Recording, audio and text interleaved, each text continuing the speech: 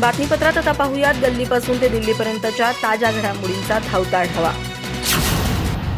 पंतप्रधान नरेंद्र मोदी यांनी दिल्लीतील विज्ञान भवनात आंतरराष्ट्रीय अभिधम्म दिन आणि पाली भाषेला अभिजात भाषा म्हणून मान्यता दिल्याच्या समारंभाला हजेरी लावली।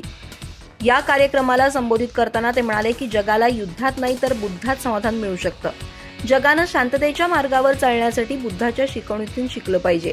जग अस्थिरतेनं ग्रासलेलं असताना बुद्ध केवळ प्रासंगिकच नाही तर गरजही आहेत, असं मोदी म्हणाले। पंतप्रधान म्हणाले की प्रत्येक देश आपला वारसा आपल्या ओळखीशी जोडतो, परंतु भारत या बाबतीत खूप मागे पडलाय। ते म्हणाले की स्वातंत्र्यापूर्वी आक्रमकांनी भारताची ओळख पुसून टाकण्याचा प्रयत्न केला, नंतर गुलाम मानसिकतेनं ग्रस्त असलेल्या लोकांनी हे केलं। एका गटानं देश ताब्यात घेतला आणि आपल्या वारशाच्या विरुद्ध दिशेने नेला। पाली भाषेला अभिजात भाषा म्हणून मान्यता देणं ही भगवान बुद्धांच्या महान वारशाला श्रद्धांजली असल्याचं पंतप्रधान म्हणाले। भाषा हा सभ्यता आणि संस्कृतीचा आत्मा आहे। पाली भाषा जिवंत ठेवणं, भगवान बुद्धांचं वचन जिवंत ठेवणं ही आपल्या सर्वांची जबाबदारी आहे। मोदींनी भगवान बुद्धांच्या सर्व अनुयायांना अभिधम्म दिनाच्या शुभेच्छा दिल्या। ते म्हणाले की आज शरद पौर्णिमा आणि वाल्मिकी जयंती आहे।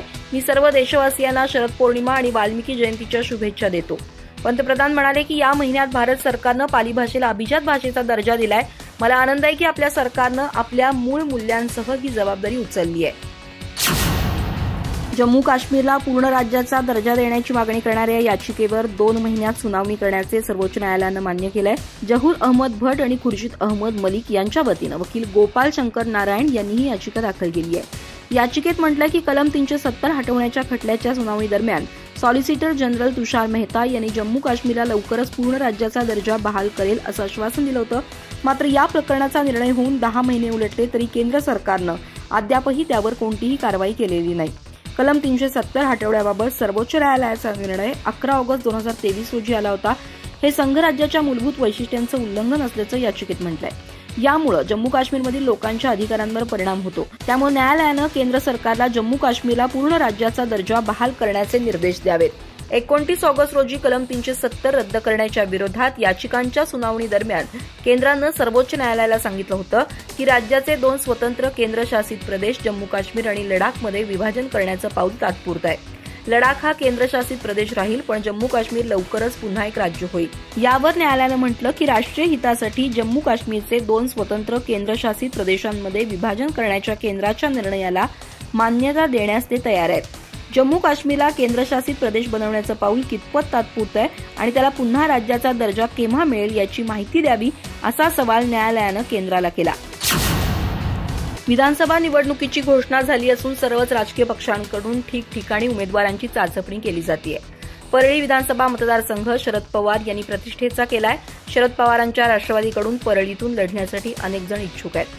भगवान सेनेचे सरसेनापती फुलचंद कराड यांनी विधानसभा निवडणूक लढवण्याची तयारी दर्शवून शरद पवार गटाकडून उमेदवारी मिळाल्यास धनंजय मुंडे यांच्या विरोधात दंड थोपटलेत। गत विधानसभा निवडणुकीत धनंजय मुंडे यांनी भाजपच्या पंकजा मुंडे यांचा पराभव केला होता। त्यावेळी धनंजय मुंडे हे राष्ट्रवादी काँग्रेसमध्ये होते। मात्र अजित पवारांनी बंड केल्यानंतर राष्ट्रवादी काँग्रेसमध्ये फूट पडली आणि धनंजय मुंडे अजित पवार गटात गेले। त्यामुळे शरद पवार यांनी परळी विधानसभा मतदारसंघ प्रतिष्ठेचा केला असून धनंजय मुंडे यांच्या विरोधात तगडा उमेदवार देण्यासाठी चाचपणी सुरू आहे। फुलचंद कराड यांनी धनंजय मुंडे यांच्या विरोधात निवडणूक लढण्याची तयारी दर्शवली आहे। राष्ट्रवादी काँग्रेस शरद पवार गटानं उमेदवारी दिल्यास धनंजय मुंडेंना आव्हान देण्यासाठी कराड यांनी दंड थोपटलेत। दरम्यान निवडणुकीच्या तोंडावर परळीतील अनेक इच्छुकांनी शरद पवारांची भेट घेतली आहे, परंतु शरद पवार उमेदवारीची माळ कुणाच्या गळ्यात टाकतात हे पाहणं महत्त्वाचं ठरणार आहे। टाटा ट्रस्टचे नवे अध्यक्ष नोएल टाटा हे टाटा सन्सचे 3रे नामनिर्देशित सदस्य म्हणून टाटा सन्सच्या बोर्डात सामील होण्याची शक्यता आहे। मीडिया रिपोर्ट्सनुसार टाटा ट्रस्ट बोर्डाची आज एक बैठक होणार आहे, ज्यामध्ये टाटा सन्स बोर्डात 3ऱ्या प्रतिनिधीला नामांकन दिलं जाऊ शकतं। वेणू श्रीनिवासन आणि विजय सिंग हे सध्या टाटा ट्रस्टचे नामनिर्देशित सदस्य आहेत। मात्र अद्याप टाटा ट्रस्टकडून याबाबत अधिकृतपणे कोणतीही माहिती देण्यात आलेली नाही। टाटा सन्सच्या बोर्डात सध्या एन चंद्रशेखरन, अजय पिरामल, राल स्पेत आणि हरीश मनवानी यांचा समावेश आहे। बोर्डाच्या इतर सदस्यांमध्ये सौरभ अग्रवाल, लिओ पुरी आणि अनिता मरंगोली जॉर्ज यांचा समावेश आहे। गेल्या आठवड्यात टाटा ट्रस्टच्या अध्यक्षपदी नियुक्त झालेले नोएल हे Tata Trent, Tata investment Corp आणि टाटा इंटरनॅशनल या टाटा समूहाच्या इतर कंपन्यांचे अध्यक्ष आणि टाटा स्टीलचे उपाध्यक्ष आहेत। नोएल हे नवल टाटा यांचा त्यांची दुसरी पत्नी सिमोनचा मुलगा आहेत। रतन टाटा आणि जिमी टाटा ही नवल आणि त्यांची पहिली पत्नी सनी यांची मुलं आहेत। नोएलनी ससेक्स विद्यापीठात शिक्षण घेतलं. नोएलनी आपल्या करिअरची सुरुवात टाटा इंटरनॅशनलमधून केली. 1999 मध्ये त्यांना ट्रेंड समूहाची किरकोळ शाखाचे व्यवस्थापकीय संचालक बनवण्यात आलं. त्याची सुरुवात त्यांची आई सिमोन यांनी केली होती. राष्ट्रीय समाज पक्षाचे नेते महादेव जानकर बारामतीत उमेदवार देण्याच्या तयारीत आहेत. पहिल्या यादीत बारामतीच्या उमेदवाराचं नाव असण्याची शक्यता वर्तवण्यात येतेय. जानकर यांच्या पक्षाची 100 उमेदवारांची पहिली यादी जाहीर होऊ शकते. महादेव जानकर महायुतीतून बाहेर पडल्यानंतर त्यांनी निवडणुकीसाठी युतीविरोधातच दंड थोपटलेत. वास्तविक महादेव जानकर यांना राज्यपाल नियुक्त यादीत विधान परिषदेवर वर्णी लावू असं आश्वासन महायुतीनं दिलं होतं. मात्र आता या यादीत नाव नसल्यानं जानकर नाराज झालेत. त्यामुळे त्यांनी युतीमधून बाहेर पडण्याचा निर्णय घेतला. याआधी परभणी लोकसभा मतदारसंघातून त्यांना राष्ट्रवादी काँग्रेस पक्षाच्या कोट्यातून उमेदवारी देण्यात आली होती. मात्र लोकसभा निवडणुकीत पराभूत झाल्यानंतर महादेव जानकर राज्यपाल नियुक्त कोट्यातून विधान परिषदेवर जाण्यास इच्छुक होते. त्यासाठी महायुतीनं विचारात न घेतल्यानं महादेव जानकर नाराज आहेत. महाराष्ट्र विधानसभा निवडणुकीची घोषणा होताच राष्ट्रीय समाज पक्षानं भाजपच्या नेतृत्वाखालील एनडीए म्हणजेच महायुतीसोबत संबंध तोडले. रासपचे अध्यक्ष महादेव जानकर यांनी बुधवारी आपला पक्ष विधानसभा निवडणूक स्वबळावर लढवणार असल्याची घोषणा केली.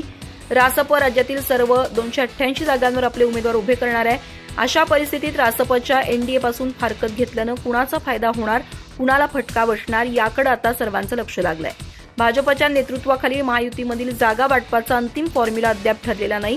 जागांसाठी सुरू असलेल्या वादाच्या दरम्यान रासपनं स्वतःला दूर केलंय.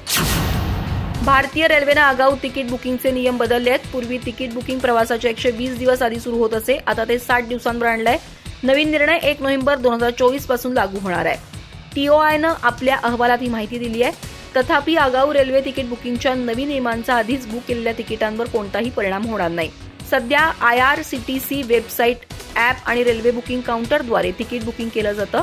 दररोज 12.38 लाख तिकीटं IRCTCद्वारे बुक केली जातात. 1 एप्रिल 2015 पर्यंत आगाऊ आरक्षण कालावधी 60 दिवसांचा होता. तेव्हा सरकारनं असा युक्तिवाद केला होता की बुकिंग कालावधी 120 दिवसांपर्यंत वाढवल्यानं दलालांना चाप बसेल, कारण त्यांना जास्त रद्दीकरण शुल्क द्यावं लागेल. तथापि तेव्हा अनेकांनी असा युक्तिवाद केला होता की आरक्षण कालावधी वाढवण्यामागे रेल्वेचं उद्दिष्ट जास्त प्रमाणात रद्द करून अतिरिक्त 60 दिवसांच्या व्याजासह अतिरिक्त महसूल मिळवणं होतं. आगाऊ आरक्षण कालावधी कमी केल्यामुळे व्याज आणि रद्दीकरणातून IRCTCची कमाई कमी होईल. त्याचा परिणाम त्याच्या स्टॉकवरही दिसून येतोय. कंपनीचे शेअर्स सुमारे 2% घसरून 875 रुपयांवर व्यवहार करत आहेत. दिल्लीतील सत्ताधारी आम आदमी पार्टीनं महाराष्ट्र विधानसभा निवडणुकीच्या मैदानातून अंग काढून घेण्याचा निर्णय घेतल्याची माहिती आहे. यामुळे विरोधी पक्षांच्या मतांची विभागणी टळून राज्यातील महाविकास आघाडीला मोठा फायदा होण्याची शक्यता व्यक्त केली जाते. आम आदमी पार्टीनं हरियाणा विधानसभा निवडणूक स्वबळावर लढली होती. त्याचा थेट फटका काँग्रेसला बसवून भाजपचा मोठा फायदा झाला होता. याचे विरोधकांच्या इंडिया आघाडीत तीव्र पडसाद उमटले होते. त्यामुळे आपनं महाराष्ट्र आणि झारखंड विधानसभा निवडणुकीत सावध भूमिका घेत या दोन्ही राज्यातील निवडणूक न लढवण्याचा निर्णय घेतल्याची माहिती आहे. सूत्रांच्या माहितीनुसार या दोन्ही राज्यांच्या निवडणुकीत आम आदमी पार्टी इंडिया आघाडीला पाठिंबा देईल. आपच्या या भूमिकेमुळे विरोधकांच्या मतांची विभागणी टळून त्याचा थेट फटका भाजप पर्यायानं महायुतीला बसण्याची शक्यता आहे. यासंबंधीच्या वृत्तानुसार आपकडून सध्या केवळ दिल्ली विधानसभा निवडणुकीच्या तयारीवर लक्ष केंद्रित केलं जात आहे. यासाठी हा पक्ष इंडिया आघाडी मजबूत करण्यासह पक्ष संघटना बळकट करण्यावर भर देतोय. दुसरीकडे आपची महाराष्ट्रातील कार्यकारिणी विधानसभा लढवण्याची तयारी करत होती. पण आपनं येथील 1-2 जागांसाठी वाटाघाटी करण्यात वेळ वाया न घालवता इंडिया आघाडीला बळ देण्याचा निर्णय घेतलाय. मराठा आरक्षण मागतो म्हणून मी जातीयवादी नाही. जात आम्हाला कधी शिवली नाही, कारण आम्हाला शेतकरी, मुस्लिम, गोरगरीब, ओबीसींचे, अलुतेदार, बलुतेदार यांचं सर्वांचं काम करायचं आहे. हे राज्य कुणा एका जातीचं नाही, आपल्याला सर्वांना मिळून काम करायचं आहे, असं मनोज जरांगे पाटील यांनी म्हटलंय. विखे पाटील यांच्या भेटीवर बोलताना मनोज जरांगे म्हणाले की ज्यावेळी करायचं होतं तेव्हा केलं नाही, त्यांना दोष देऊन काय उपयोग, त्यांचा मालकच भरकटलाय असं म्हणत नाव न घेता देवेंद्र फडणवीसांना टोला लगावलाय. तर चर्चा करून काय उपयोग, सरकार नाही येऊन तरी काय करायचं, निर्णय घेताही येत नाही असंही त्यांनी म्हटलंय. मनोज जरांगे पाटील म्हणाले की आता कुणालाही शक्ती दाखवायची नाही, आपली शक्ती देशानं पाहिली आहे. आता समाज एकतर्फी आहे. आज इच्छुक उमेदवारांची बैठक आहे, मुलाखती नाहीत. ज्या वेळेस लढायचं की पाडायचं हे ठरलं त्यानंतर मुलाखती होतील. आज चर्चा करणं महत्वाचं होतं. माझ्या समाजासाठी ही बैठक महत्वाची आहे. 20 तारखेला पुढची निर्णायक बैठक होणार आहे. मनोज जरांगे पाटील म्हणाले की यांना आता पाडापाडीची भीती वाटायला लागली का, यांचा मालक लईच तोऱ्यात होता, आमच्या डोळ्यादेखत दुसऱ्या जाती आरक्षणात घातल्या, सगळे सोयरेची अंमलबजावणी केली नाही, त्यामुळे त्यांना भोगावं लागेल असं राधाकृष्ण विखे पाटील यांच्या भेटीवरून त्यांनी देवेंद्र फडणवीसांना टोला लगावलाय।